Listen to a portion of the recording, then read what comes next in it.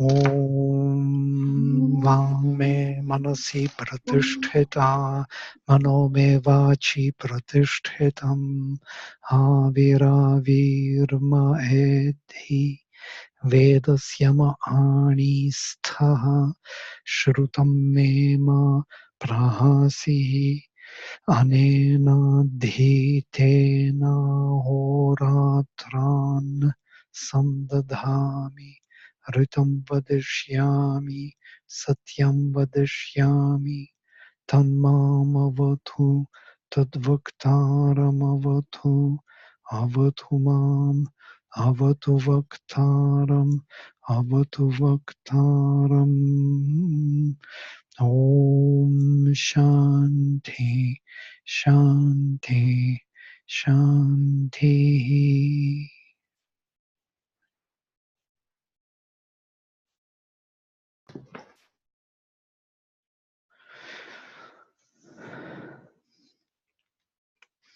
Vadhena dasyum prahichata yasvavayah krinvanah tanue suasvai piparshiyah yat sahasasputra devan so Agni pahin ritama vajesman.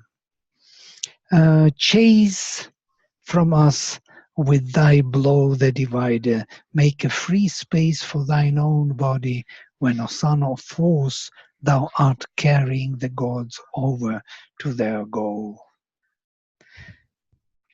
Protect us in the plenitude of our possession, O strength, O mightiest deity.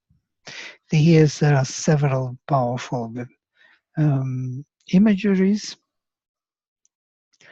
that he should push the divider and free the space which is occupied within our consciousness by those dividing forces, and creating the space for one's own extension of body, tanue suasvai, occupying us from within. So the divine will has to be overwhelming, overtaking all our inner beings or inner powers. When as O son of force, thou art carrying the gods over to their goal, and there is the note by Sri Aurobindo: the divine powers in us are carried to their goal in the truth and bliss by the force of the divine will working in man. So the gods in us have their goal in a way. Yeah, and what can you talk more about what that goal, the goal of the gods? Because I got the impression that the gods, they're interested in us, but they have everything that they need where they are. So yes and no. Yeah, if it would be so that they would have everything they need, they would never come down. Yeah? And that's the whole point. And also the divine wills, for them to come down. They have no, they cannot resist his command, the Agnis. But at the same time, there even is something. All of them. All of them. Okay. Okay, good enough. Why? Because he is them, actually. It is the part of power which is their power. So they are not different from Agni in a way.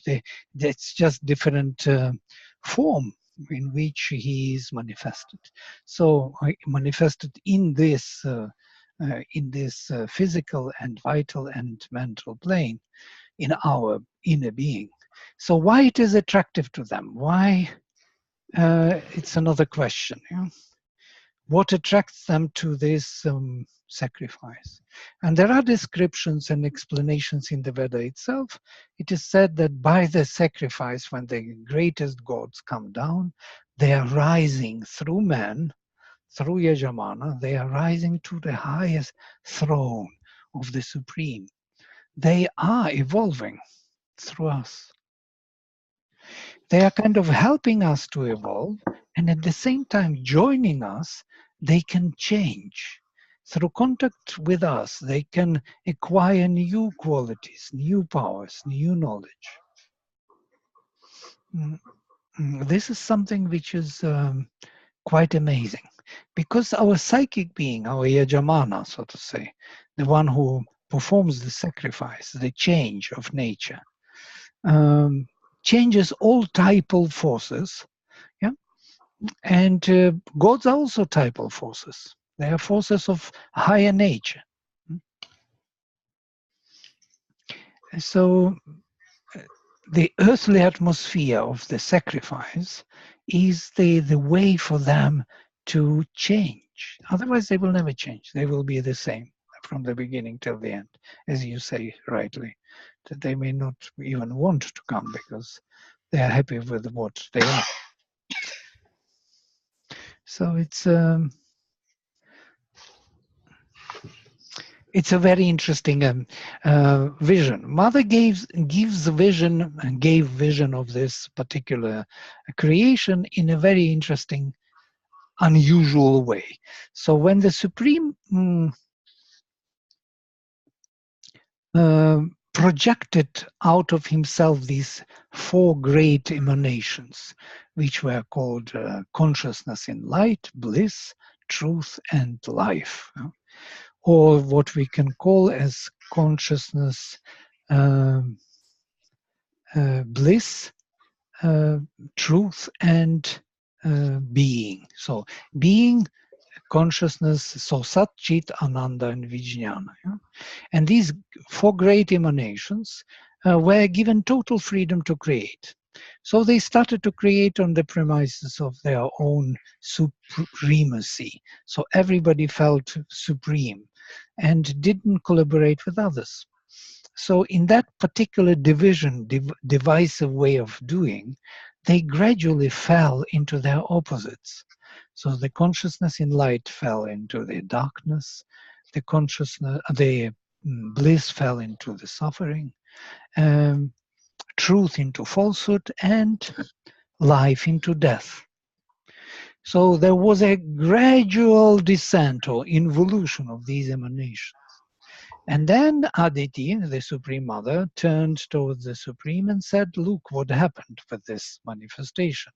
They all turned into opposites. So what shall we do? And she received a command, Adesh, you find in me the force greater than them and precipitate, or how to say, bring that force down for their redemption, so that they will come back to their self-awareness of what they are. Now, what happened then? She looked for that force and she found that luminous force, gods, and here we come to these gods finally, whom she invited to plunge into that darkness and to bring these forces back to their awareness. But they were afraid. They saw that total annihilation, total collapse, total holocaust. And of course, nobody of them wanted to come down. So they got stuck on their level without wanting to come down for this work. Then the Aditi looked for another force within the Supreme. I'm telling this as a fairy tale, but this is a very significant and important fairy tale for us to understand the Rigveda. Then she looked for another force and she found the force of the Yajamana, or that what we are, the soul, the power of the soul, of love. That what psychic being represents, which loves the divine. And that power plunged into the darkness. It descended into the total annihilation and started its work for a work of redemption, of bringing back to self-awareness of those great emanations fallen in the first place. But what gods now play, what role they play? So the soul is gradually evolving here from the darkness of this inconscience, what we are. all this evolution starting from amoeba and finishing with the human beings and going beyond is still continuing. It is this soul which is evolving, which plunged into the darkness of the inconscient. But the gods which were found and emanated from the Supreme are still here, but they never plunged into the darkness. Now, what happens now? Now it's a new game between them of the soul which is evolving and the gods. Now the soul invokes gods, but soul is already involved and evolving. Shubindu has a very beautiful article which is called Involved and Evolving Godhead. Involved and evolving Godhead. This is our soul. This soul demands, asks for these devatas to help its own ascension. It needs support, divine support from above. So all these gods are brought down by the divine will, which is the father of our ascent. It is the father of all our souls, the Agni. No? Agni is our father. We are sparks of this Agni. And he commands them to come down. Now they come down. Now they come down. When there is somebody there, when the Supreme is there, not in the first place when there was nobody there. And they interact with us and help us grow, become more universal, and at the same time they benefit from it. They grow in consciousness themselves. Yeah, fairy tale. Is this the same thing that is talked about in the 4th chapter of the Gita, where it says the man sacrifice that the man needs the gods, yes. And the gods need the man? Yeah, yes, exactly. So I created this world with the creatures and sacrifice. What is sacrifice? That the gods will help you, you will help gods, and by this you will help each other, and the evolution will go forward. So we have the creatures involved, the Yajamana, and we have gods who will be supporting this Yajamana in his growth. Yeah. So everything finds its place finally. So these are the gods which are helping Yajamana. That's why they are constantly invoked or brought down into the sacrifice, because sacrifice is the action of our soul, of Yajamana only. There's no other sacrifice. No other creature can do sacrifice. Only Yajamana, only the soul can do it. It's quite a vision. All right. So vayam te agna uktai vidhema vayam havyaich pavaka bhadrashoche asmeraim vishvavaram saminva asme vishvani dravinani dhehi. May we order a rite for thee, our sacrifice, by our words and by our offerings, O will that purifiest, O happy flame of purity. In us pervade the felicity of all desirable boons. In us confirm all substance of our riches. This is the sacrifice. Yeah? So Yajamana is invoking the power of this, the divine will. Yajamana, who is the spark of this divine will, which is the father, the support of all the sacrifices. So all those souls which do the sacrifice. And this happy flame of purity has to pervade a felicity of all desirable boons. So it has to convert all those, redeem all those fallen forces and turn them into the desirable boons, into the divine prototypes. They, through him, become aware of this, of their divine origin. They find their divine place now in this universe, in this creation. Mm. And we will, with our soul, we have access to it now. And our soul has a new environment, has new possibilities of interacting with the world. So does that amount to basically just seeing anything that comes, even if it's negative, or even if it appears to be undesirable, that it's actually a boon from the divine, that we can use to convert the toxic, inconscient into consciousness. Yeah, when it comes to us, that means we are ready to do it. Only instead of doing it, we are running away from it, or we are doing something else. Yeah, we are trying to avoid it. There is no avoidance. We have to face the reality. We have to face the truth to the end, as Jesus was saying. To face the truth to the end. Is death the truth? The truth is not death, yeah, but death is not truth, rather. But to face the truth of death, yeah, that is something. Death is just a passage. If we see that truth of death, then we face it, yes. But if we see death, yeah, and accept it as truth and not a passage, then of course Right. it's Perfect.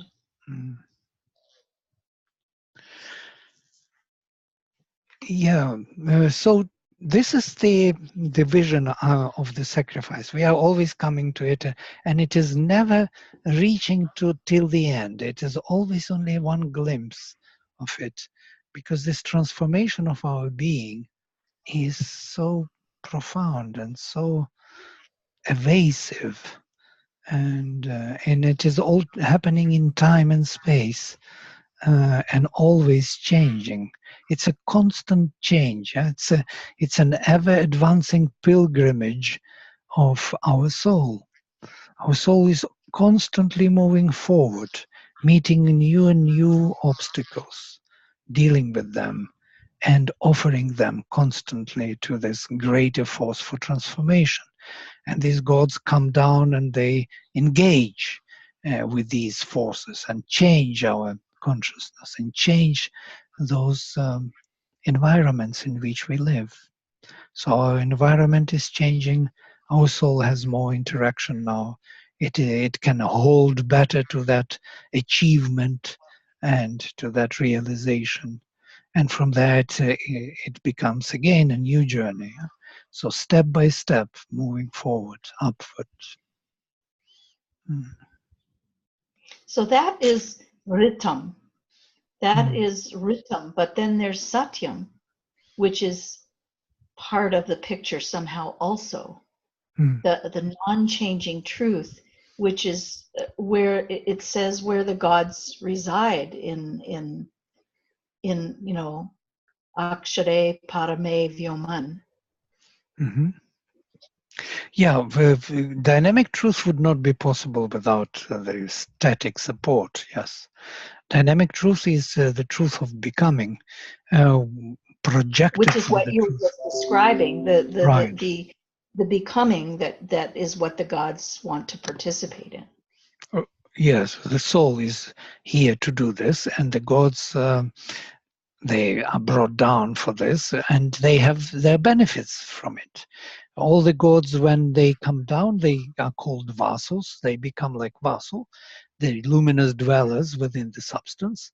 So by that sacrifice, and that is a sacrifice for them, they have to come to the very narrow space, very narrow consciousness, and widen with their presence, as it was described here. Yeah, you push with your body to the Agni. It was, yeah, here it is. Vadhena dasyam prahichata yasva. So chase away the dividers from our inner space. Vayakran vasach, making for yourself a space Tanue suas. Why? For your extension, or for your body, create a space within us. And move away all those dark forces which occupy our consciousness. Mm-hmm. So this conquest is going on by the truth. So asmakam agne advaram jushasva. This is next verse, number 8. I think it was, yes. Sahasa suno shadhastha ahavyam vayam deveshu sukritach siyama sharvananach trivaruthena pahi. O whale, O son of force, who dwellest in the three worlds, sadhasthach, sahasasuno, of our session, in the three worlds of our session, in the mental, vital, and physical. Cleave in heart to our sacrifice. Cleave to our oblation. May we become perfect in our works, in the Godheads. Protect us by thy peace, triple armored. There are notes here, three worlds we know, and triple armored. Let us read. Mental, vital, and physical, the lower births, all the knowledge of which the divine will, the knower of births, possesses, and through which it has to lead the ascending sacrifice to the supramental. And 47, peace, joy, and full satisfaction in the mental, vital, and physical nature. It is the triple perfection, triple protection. It's quite interesting. The peace, joy, and full satisfaction is the protection. Peace, joy. So the more bliss or happiness or whatever, or joy that you have in your own life, it protects you more and more from the divisive forces, the divisive Right. quality of consciousness. Right. And it is quite obvious. By the way, today I was just writing something from the mother. I will read the notes. Why one is afraid, somebody asked her.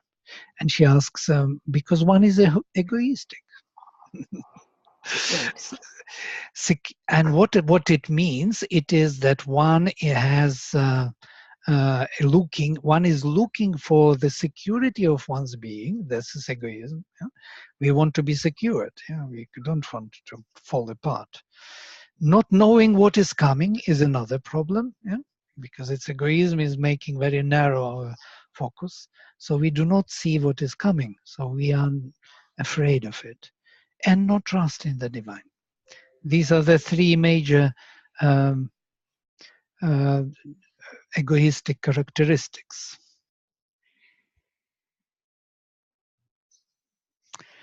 So this Trivarutha, if you think of it, then it is triple peace, satisfaction, and joy, which are actually creating the protection. And somewhere she says even about that the pure Ananda one can experience only in one condition, when we are free from desire. When the desire is gone, then Ananda may go through, when come through. But when desire is there, it creates the egoistic sense of being. And all these is inevitably coming. So to remove all those forces, dividing forces, yeah, we invite Agni, who will chase them away and occupy our inner space. I connected something which is difficult to connect. Yeah? And still our mind is bewildered. So asmakam agne advaram jushasva, literally of our journey, of our pilgrim sacrifice, advaram, jushasva, rejoice or accept it with gladness. Sahasasuna, O son of force, Trishadhastha havyam, all one who stays in three places, our offering. Accept our offering, pilgrim sacrifice. Vayam deveshu sukritah siyama. May we be perfectly acting within the gods, yeah? Or among the gods, or with the gods here. Because the gods, when they come to our call and accept our offering, they occupy our spaces. So among them, may we be perfect doers, perfect sacrifices. Sharmana nach trivaruthena pahi. Fill us with blissful protection of triple armored protection. Protect us by thy peace, triple armored. Uh-huh. So that the triple armored is what they said, happiness, bliss, and joy, or something like that? No, on triple armored on the mental, vital, and physical plane with these, what he mentions as Sharman. And this is peace, joy, and full satisfaction. It's quite interesting that Sharman, nobody translates this way, only Sri Aurobindo. Sharman is finding refuge or protection, simply, like refuge or protection. But he says that it is peace. He always brings peace, like Shanti to Sharman. So the peace, joy, and full satisfaction. So he finds in it another meaning, and he constantly translates this in this way. And I think there is a deeper understanding, psychological understanding of what is protection. When you are protected, you are in peace, in joy, and full satisfaction. Is it not so? Well, something else occurs to me in that regard, and that is, you said the only way that you can actually have that is by being free of desire. But I actually am thinking the other way around, that because you can't get rid of desire ever. No. You can't. But if you have peace, joy, and satisfaction first, that has to be first. And then the desire goes away, because there's nothing that once you have that peace, joy, then you don't want anything else. There's nothing else that can draw you out or draw you anywhere when you have that first. So it's almost like, I don't know why I even presume to second guess the mother, but to me it seems like it's the other way around. Yeah, it can be there. What you say is totally valid, and they definitely desire, withdraws when we have this state. Definitely, there is no desire then. But we are not constantly in that state. Yeah. So the other minute, when this state is gone, and there are other forces entering, and we have pushed into this state of desire, or even worse, we, being not supported by that blissful state and protection, seeking some other satisfaction. Sri Aurobindo speaks, and we call for the desire, and I did this so many times, so I know how it works, and how it doesn't work. So I will not fool myself anymore in this regard. Yeah? So Sri Aurobindo says that actually it's not enough even to have aspiration. It's not enough even to aspire, to have a kindle fire and aspire. You must also assume very different role of integral, constant, and absolute rejection of all the forces of darkness and division whenever they appear, because they love to come to the clean place, to the clean temple. The moment you cleaned it, they enjoy tremendously coming back. And I know how it works. Yeah? Right. And then we feel, okay, I have this and I have that. You can't have both. You will have to decide with whom you go. And that's why we are, truly speaking, we are not progressing much. We are dancing on the path. Yeah, one step forward, two step backward, and that's what we do. We are sitting and jumping on the path. but we are not really walking. And because of that, our progress is very slow. And but it's still faster than if we did nothing and let nature carry us along. It's much faster than oh, that. definitely. We are trying, we are learning, we are seeing who we are. Of course, everything is taking place. No, we are talking in terms of Vedic sacrifice, yeah? Change of consciousness, change of our being, which is much more intense and much more one-pointed and focused. So integral rejection. So first, integral aspiration. So aspiration in the mind, in the vital, and in the body. All of these have to aspire for the divine. Mind has to have thoughts of the divine. Feelings in the vital have to be overwhelming emotions of the divine love and presence in the heart. And physical even has to be clean and aspiring for this divinization or presence of peace and joy and bliss.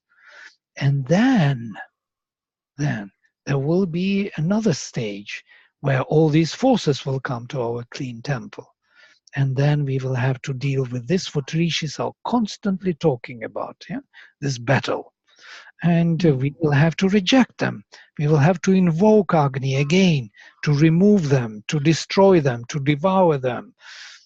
And this is integral rejection on the mental, vital, and physical plane.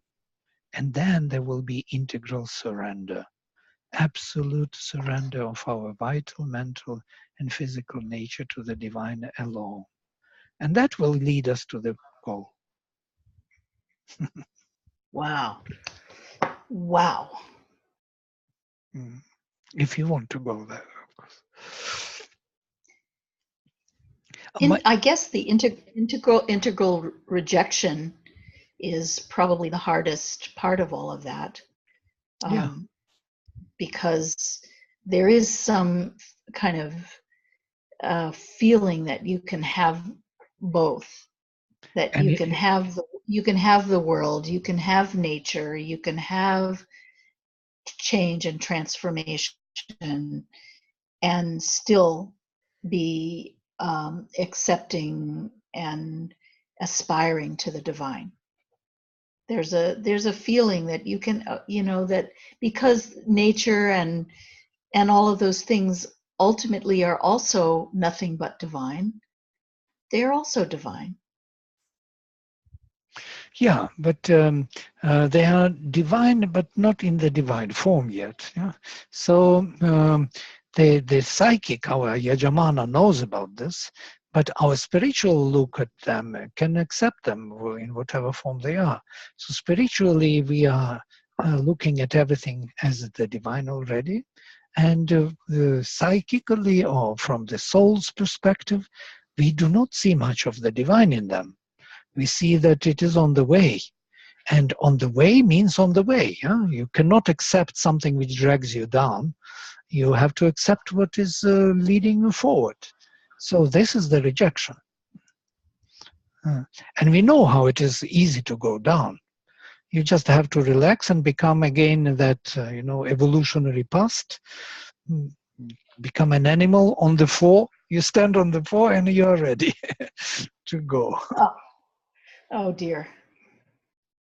Yeah, it's a symbol, but it is in a way so. To fall back is easy. To go forward is not so easy, definitely. The rejection is to be made, the offering, the transformation of all those forces which are holding us back. And there are many of them. And every breakthrough, little breakthrough in consciousness is very attractive for them also. They want it. They want it as food for themselves, not that it will transform them. They want it as an enjoyment. And here they attack, and they want that soma, that delight of the soul. They love it. All of these creatures, all rakshasas, paishachas, they enjoy soma. And we feed them with soma all the time. And they become quite strong.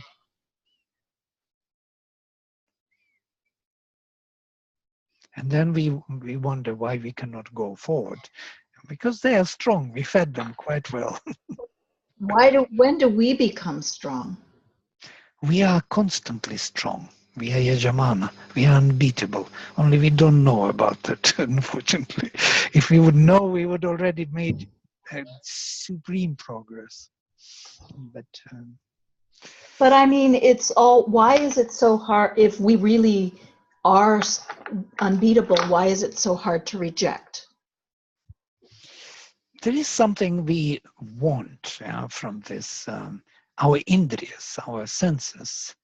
They are looking for the supreme delight because they had it in the Supreme Purusha from which they came. So our consciousness is looking for it all the time. But it is too early. It has to be changed. The world is to change to get that delight. And if it is not changed, then we will get partial delight. And that is what our desire does. Yeah? So we will get satisfaction of indriyas for a while, for a second. And we think that was the delight. Oh, finally, I got something from this world. Yeah? Because the real delight is in the future only. The real delight, or not in the future, not in time, but in the inner space. So we have to connect to bridge the inner being with the outer being. And the constant bridging will take place only in the future. So we have to work for it to get there and not to get whatever comes. So we are jumping on whatever small food, on small enjoyment, and we lose that for whom our lives were made. We lose the one for whom our lives were made, as Sri Aurobindo says in Savitri, because of our smaller desires to be realized. We lose our time.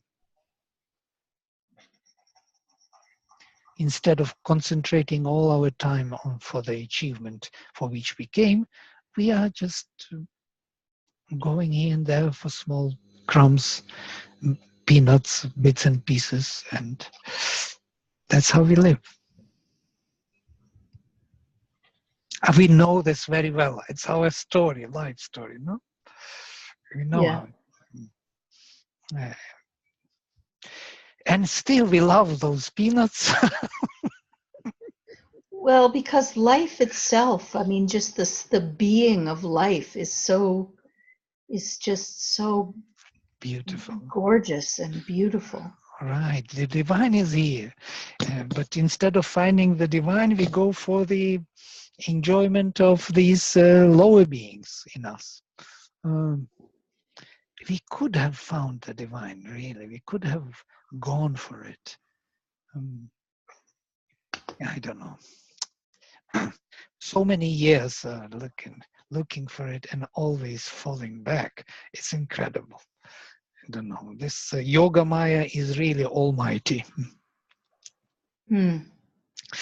Okay, yastva hrida kirina manyamanah amartiya martiyo johavimi jata vedo yasho asmaso dehi prajabhi Agni amritatvamashyam. I meditate on thee with a heart that does the work, and mortal I call to thee mortal. O will, O knower of the births, confirm victory in us. By the children of my works may I enjoy immortality.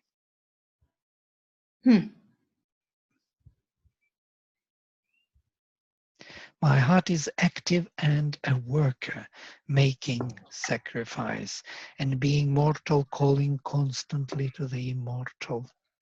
Or the knower of my births, establish in us the power of fulfillment, that I may achieve the immortality by the realization of my heart.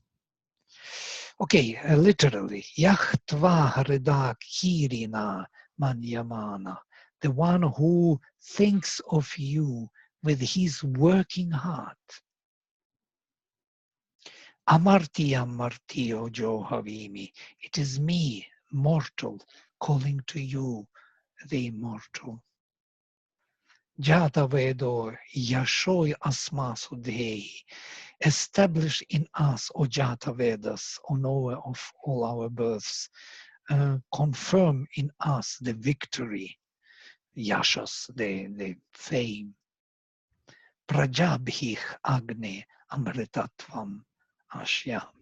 May I enjoy or realize the immortality of Agni with my offsprings, Prajabhih, or with my works, children of my works. Sri Aurobindo often translates Praja as, in the Vedic context, as the children of my work. So everything what I do creates these voluntary beings.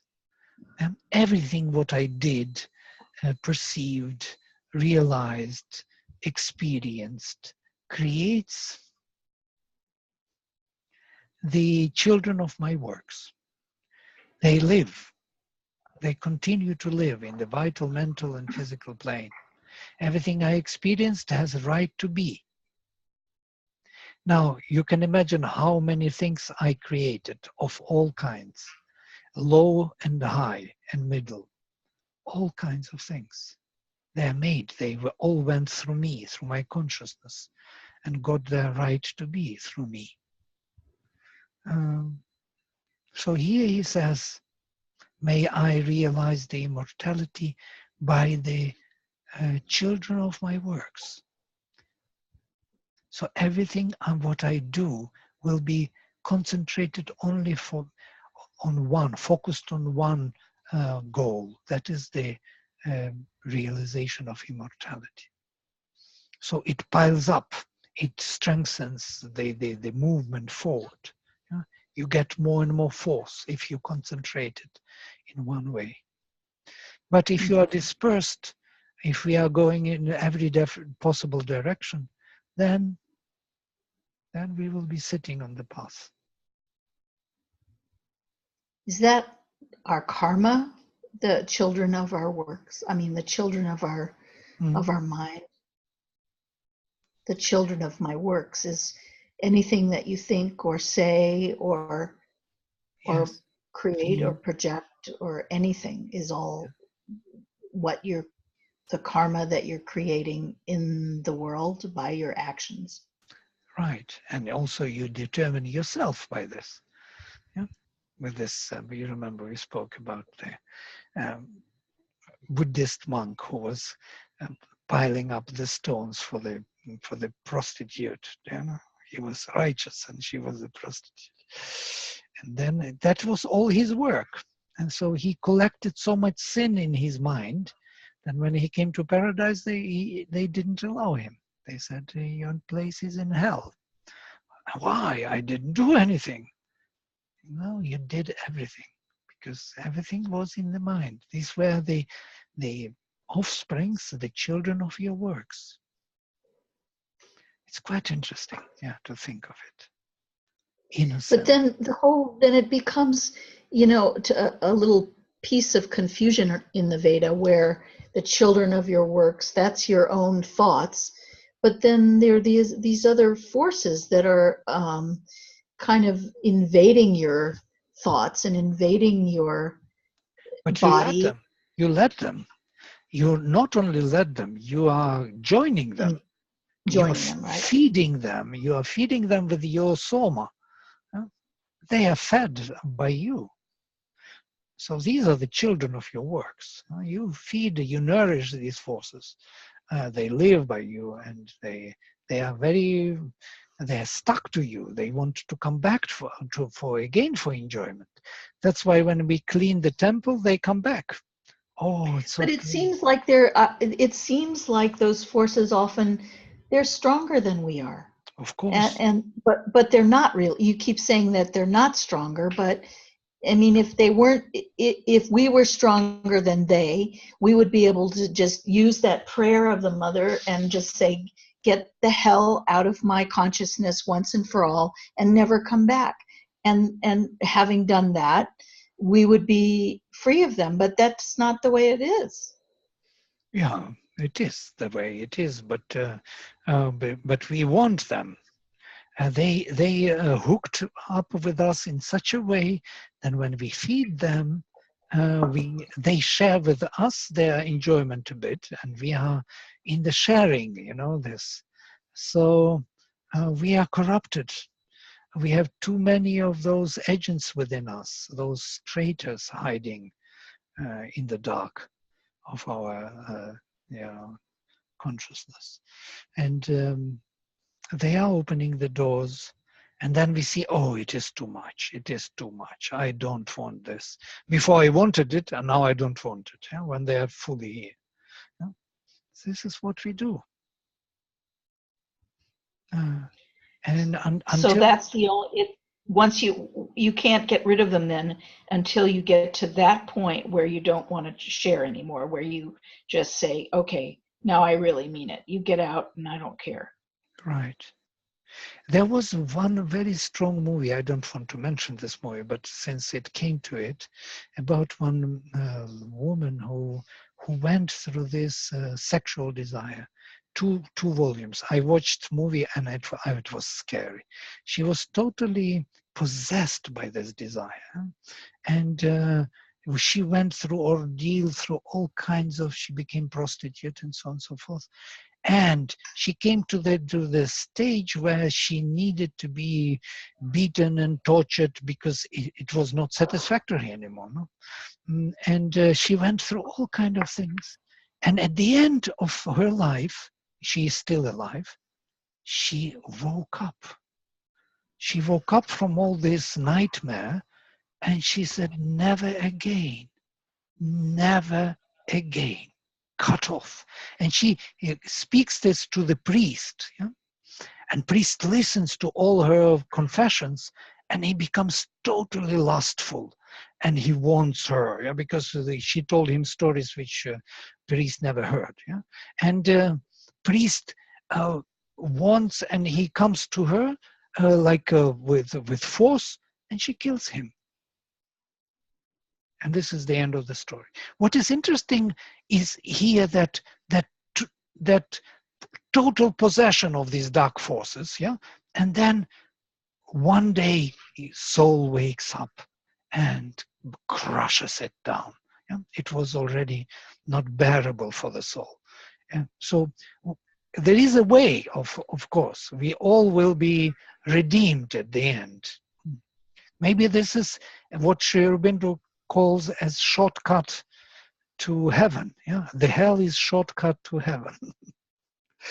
Goes faster than if you go totally towards hell. So you will make a shortcut to heaven, but it's a very dangerous path. Yeah, priest killing is not in big favor.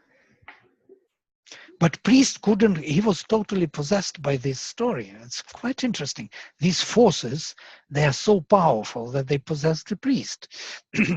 and she could get rid of them at the end of the film.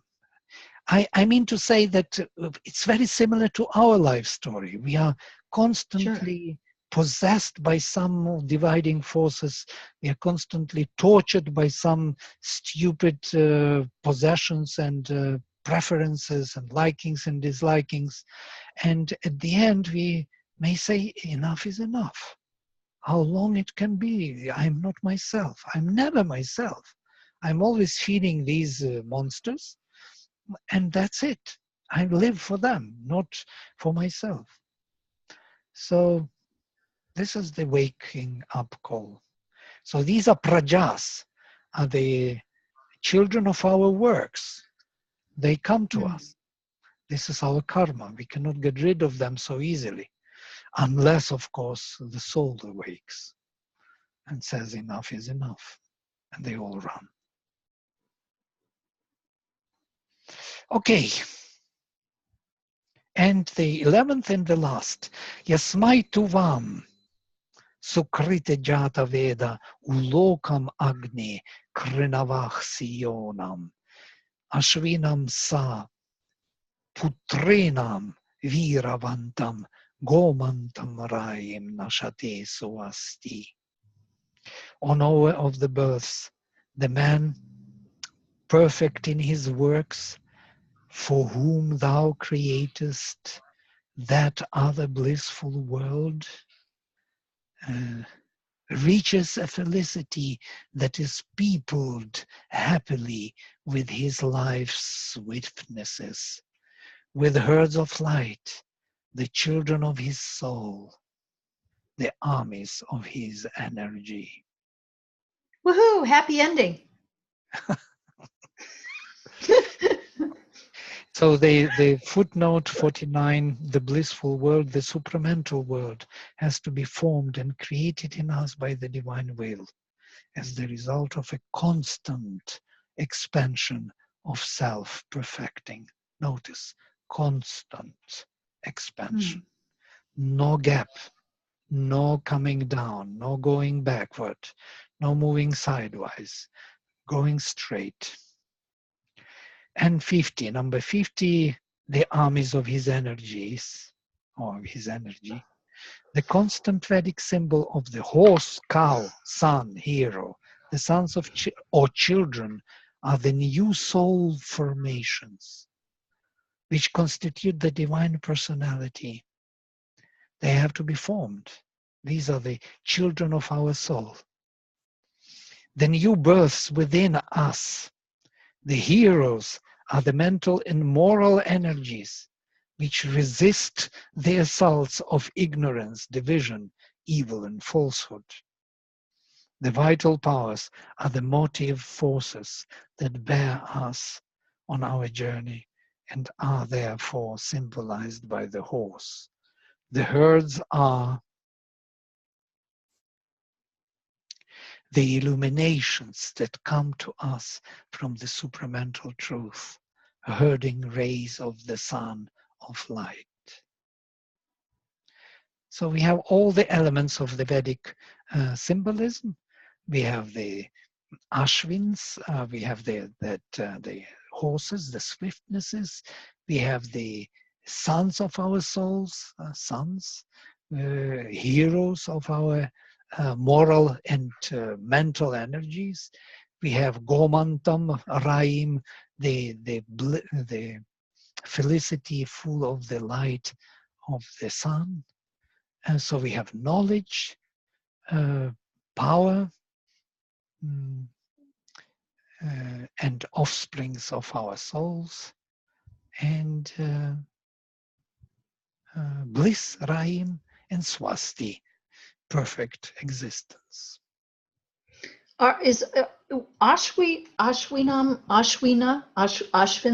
are they always, is that in the Vedic model, is that always vital forces?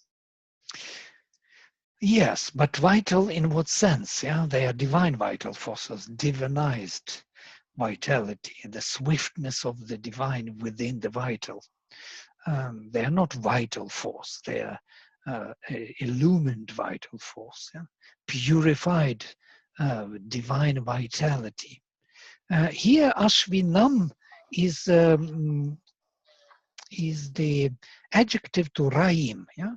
It explains what is this bliss, what is this felicity, this wealth, the wealth of possessing swiftness, sons, possessing heroes, possessing light of consciousness. Yeah? And Raim also is connected with Swasti, with perfect existence. Raim is like Raja? Raim, yes, it is from Rai, or root, to shine, luminous. Raj is also to shine, yes. Radh is to realize. All these with Ra starting words, yeah, they all have this connotation of radiation. Raim. What is that, accusative? Yes. Nashate. Nashate achieves, realizes the Raim, the felicity, which is full of power, knowledge, productive movements, and heroic force, and perfectly existing one, Soasti. So it's the receiver of Nashate. Not. Nashati means, yes, gets. He reaches a felicity. So if is it neuter? Raim, what is the nominative of Reich. that? Reich. Yes, with I. You can check this word in the dictionary, Reich. Yeah. Reich. I like it. It's this this word is all the time, Matt. Yeah, Hotaram. There is another word, That's Ratna. Ratna. That's Ratna. Yeah, but Rai is all the time as Ratna are used in the Rigveda, and Radhas another.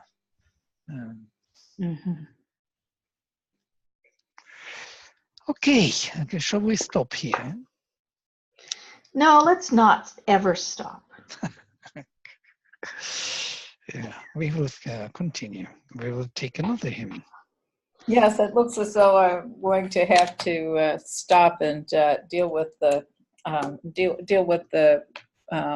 Rakshasas that are playing around in my life. Oh, Lynn. No, well, I have a son who's a constant source of drama. So yes, they're, we're all tied up in knots. Yes. Yes. So what's the next thing? 5.5? Yes. And the Devata is the same. Apri Suktam. We will look into it because it's a constant, the same Apri Suktas in every mandala. They have the same structure. We will look into it. There are many devatas here. Okay, let us close with mantra. Om Vang me manasi pratisthita mano me vachi pratishthitham aviravirma edhi vedasyama ani sthaha shrutam me ma prahasihi anena dhitena horatran samdadhami Ritam vadishyami, satyam vadishyami, tanmam avatu, tadvaktaram avatu, avatu mam, avatu vaktaram, avatu vaktaram. Om Shanti, Shanti, Shanti. Hari Om. Namaste. Thank you. Thank you. Bye. Hari Om, thank you both so much. Bye. Bye.